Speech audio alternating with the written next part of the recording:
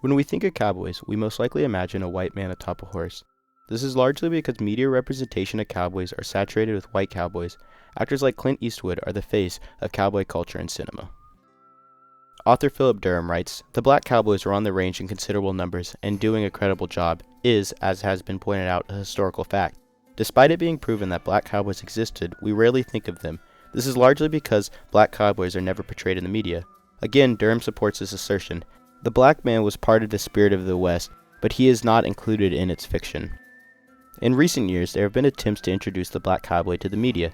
Movies such as Brothers in Arms, Concrete Cowboy, and The Harder They Fall have all attempted to reclaim the cowboy as an African-American figure and have met varying degrees of success.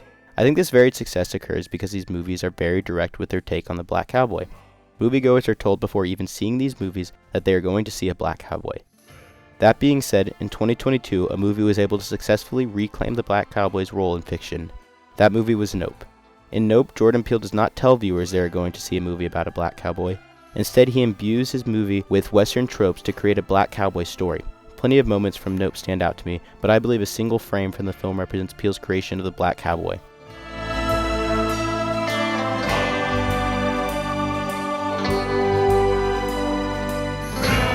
The image comes as OJ is about to distract Jean Jacket so Emerald can get away. Here we see OJ on horseback, an obvious cowboy reference, lined up against Jean Jacket.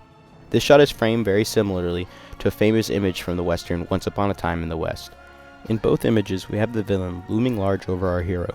The camera is constrained by the two duelers, forcing the viewers to focus on the rising tension in the action that is about to take place.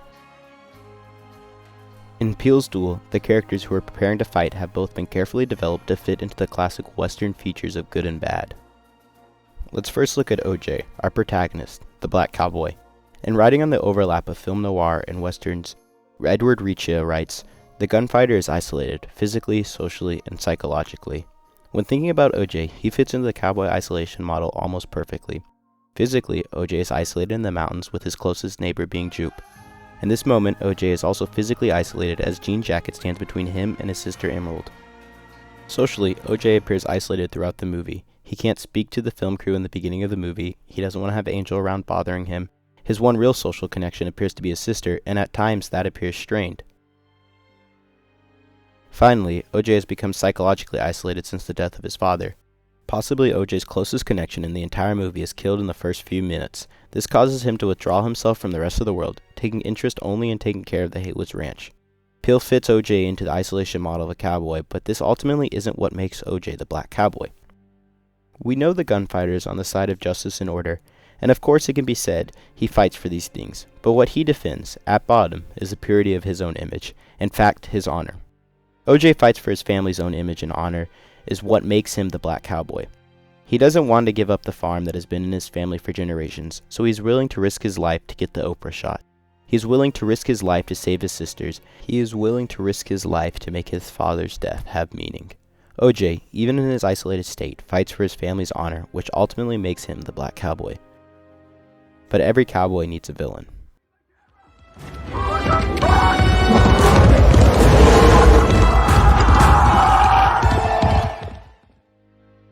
By no means is Jean Jacket a stereotypical Western villain.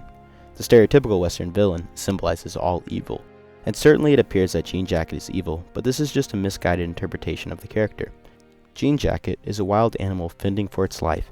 It has no deeper meaning of the world around it. Its nature is to survive. Peele makes Jean Jacket so far from a stereotypical Western villain to show how times have changed. The black cowboy is no longer facing off against a human villain, but rather something larger and more dangerous. I think here Jean Jacket can be understood as a representation of bigger issues facing minority groups in America. Racism nowadays is less a direct person-to-person duel, but rather a person facing off against racism embedded in the structure of our society. The Western environment brings out the worst in villains. As we can see, the environment has brought out a completely new side of Jean Jacket, as she flares up almost like a peacock spreading its feathers, attempting to intimidate OJ. This again is another allusion to the fight against structural racism in America. As minorities attempt to attack the structures that hold them back, the structures themselves flare up, attempting to hold them back. Regardless, OJ sits atop his horse below Jean Jacket, unwavering, prepared for the fight ahead, ready to defend his honor as a cowboy truly does.